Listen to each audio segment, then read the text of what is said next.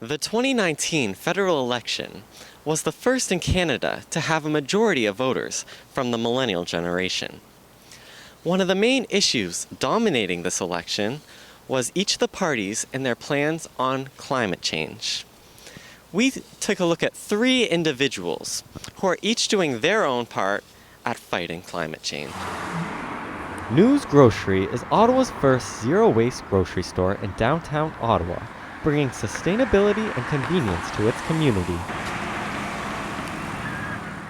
Olivia Turner is a neuroscience and mental health student at Carleton University who is doing her part to live sustainably. I started this probably 6 months ago now, where I made a conscious effort to anything that I can buy without plastic packaging, I'm going to buy without plastic packaging and make that effort, even if it takes me to a different store than my regular grocery store, all the better. It wasn't long before Olivia's lifestyle change began to influence her friends.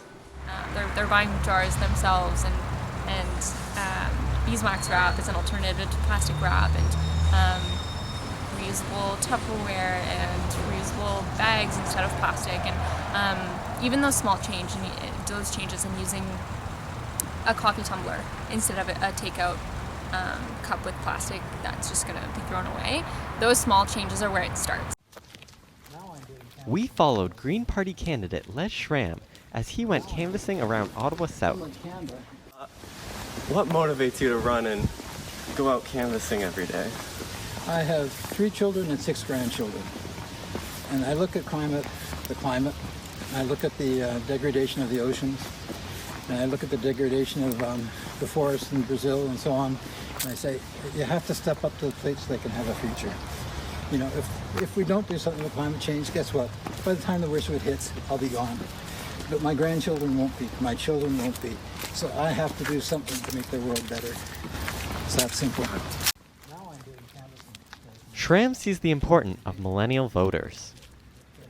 So in 2015, young people came out in larger numbers than they had for generations.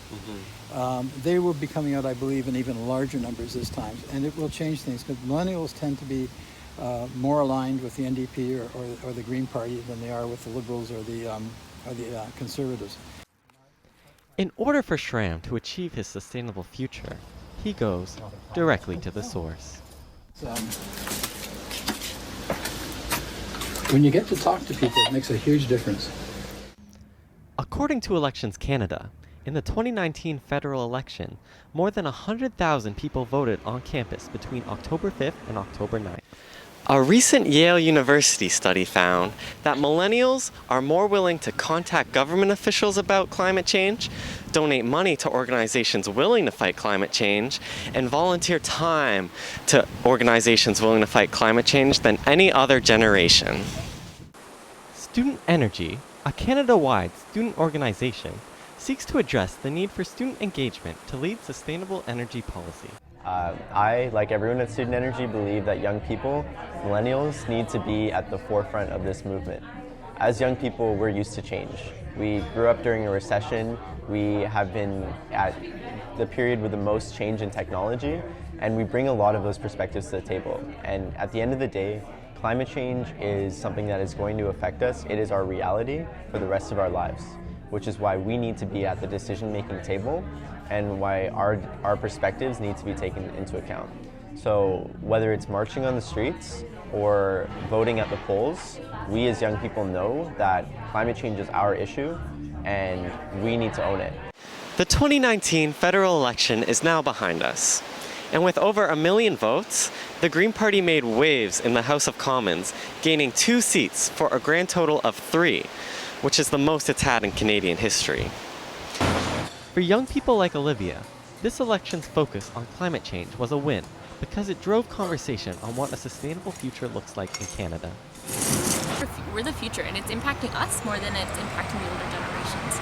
So if we continue on this path, we're not going to have the same earth that we live on now, unfortunately, and our kids won't. Our kids will be impacted, our grandkids will be impacted. So I think we're seeing the more imminent damage that it could cause being in this environmental crisis that we're in right now.